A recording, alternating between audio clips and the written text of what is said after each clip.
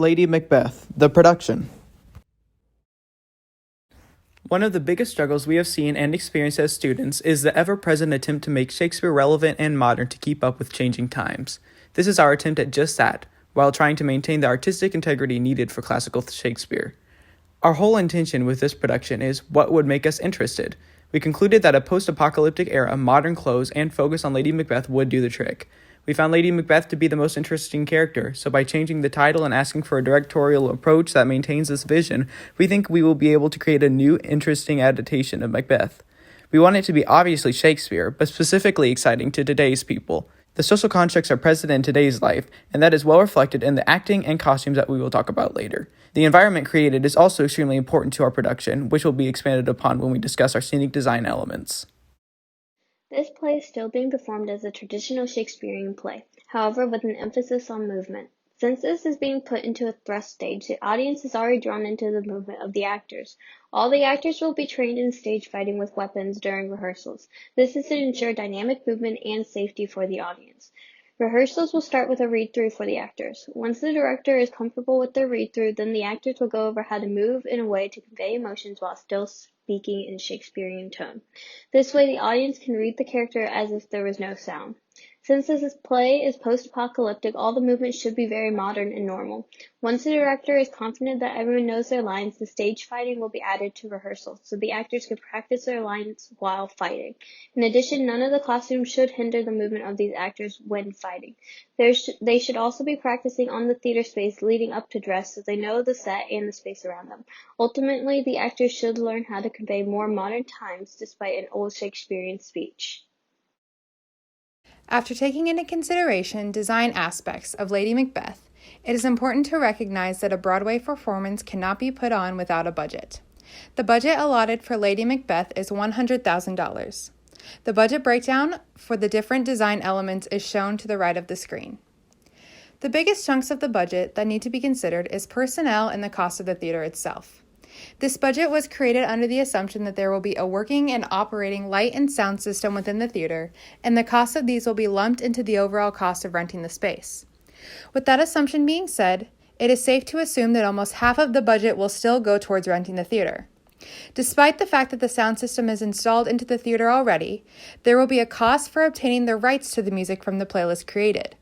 It is typically about $100 per song to obtain the rights to a song, and since there are 9 songs in our playlist, this will be an overall cost of $900 just for music.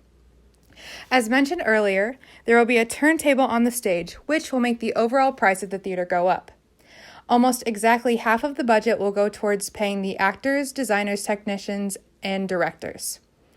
Between the stage and the personnel, this leaves about $8,200 for the rest of the budget to be broken into, which is shown in the diagram. The reason that the marketing budget is able to be set at $2,000 is because the main advertising will be done through social media. With social media being the center of our world today, this will reach people of all ages. There can be giveaways for free tickets, as shown of the Book of Mormon picture here, and opportunities for previews to draw a larger audience. This leaves the $2,000 to create posters to be put on the front of the theater to also draw an audience, and to allow for enough playbills to be created for the first few shows before revenue starts to flow in. There will not be t-shirt or any fan gear created yet. When the show starts to pick up, this will be the first advertising strategy that will be implemented. Lady Macbeth is set in a post-apocalyptic world that is modern, but has no real time period. A distressed and somewhat destroyed castle is the centerpiece of our production. The scenic design style of our Lady Macbeth could be described as ominous, foggy, and eerie. The audience enters a dark and dreary theater to set the mood with trees sparse throughout to give a feeling of the forest really enrapturing them. Since it is never really explicitly stated, a majority of the show takes place at a twilight-esque time of day, thus maintaining the foreboding mood. We chose a thrust stage style. We believe this is the best because Macbeth, as is true with other Shakespeare works, is best seen from all angles. By having the audience on 3 sides of the stage, it will allow multiple different experiences for every audience member. The yard of the Chicago Shakespeare Theater best represents what we want for our show, as it has many points of view and multiple levels. Here's the ground plan of our production and some drawings to give you a better feel of the true style of the show. The majority of our stage is occupied by a turntable. The front two corners have steps up to allow for extra playing area for the actors. The bulk of the set is in the castle, on the very back wall that is not occupied by the audience. There are 2 steps to enter it and a balcony for actors to play off of as well. The castle itself is modeled off of old-time Scottish castles. It is in a state of disarray and damage to go along with a post-apocalyptic theme. The front contains 2 giant doors to allow furniture to move on and off the stage from backstage. The castle itself can be used for outside scenes by using the exterior of the castle when necessary, but the main space out front can also turn into the inside of the castle by bringing out tables and bringing down curtains, as shown. However, the castle, of course, is always there, showing that no matter Macbeth's status, he is always outside of the castle, so to speak, and never the true king that he strived to be since he obtained this throne in a deceitful way. Properly portraying the witches was very important to us, as they are essentially the reason the plot takes place. By putting them on a turntable, adding fog and lighting that will be discussed later, we tried to make their scenes seem as mystical as possible. The turntable could also be very effective in some fighting scenes if the choreography is just right. Likewise, it could also be very dramatic in soliloquies, adding a sense of movement in a normally static moment. The final piece of our set is the corner steps. On the front 2 corners of our stage, we added steps up to a small platform to allow for more playing space for the actors. This was inspired by the Disney on Ice corners on their set, where ice skaters can have a place to stop. This could allow for some dramatic scenes and lines, along with adding extra dimension to the stage. For the lighting of this show, we wanted to continue the theme of the dark and eerie post-apocalyptic world with a color palette of greens, browns, and gray. This color palette will help communicate the despair and fear that has seeped into this world. The scenes outside of the castle will be more green, and we want to use gobos to create the textures of plant growth and trees, while the scenes inside will be more brown and gray to show the disrepair the castle has fallen into. The color and texture of the light can help set the mood for the audience, because the dark colors will create an ominous and dangerous mood to reflect what's happening on stage and in the overall world. Since this production is on a thrust stage, we really want to make sure the audience can understand the settings without a bunch of tall set pieces like trees and buildings obstructing their view. So the colors and textures of the light are very important. The thrust stage is more intimate for the audience, so having different colors of light for each setting can help clue them in on the action. There are 2 gobos that we have in mind to create the texture of the light. The first is a more rocky, chunky texture that would work well for the interior of the castle. The second gobo is more of a tree limb type texture, and that would work well to communicate the plant life outside of the castle, and it will help create a creepy, overgrown sense to the world of this performance.